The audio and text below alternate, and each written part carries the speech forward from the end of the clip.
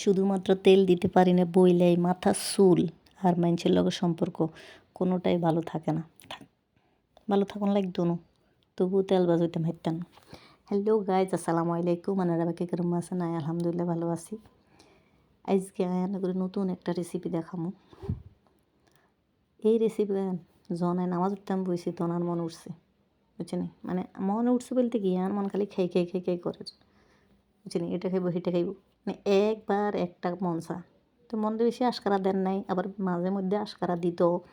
এই কারণে চলি আইসি। আর মন চাইছে দধি দিই, চিঁড়া দিই, কেলা দিই, খেজুর দিই, তারপরে যাই আঙ্গুর ফল দিই মাখি খাইতাম। যেই মন চাইছে সেই লাগে গেছি, কাটাকাটি শুরু করে দিছি। এই যে সান জানি জানি কাড়ি রান্না হেরুম হেরুমে করে কাটবেন, ঠিক আছে? এরকম করে কাটলে স্বাদ হইব।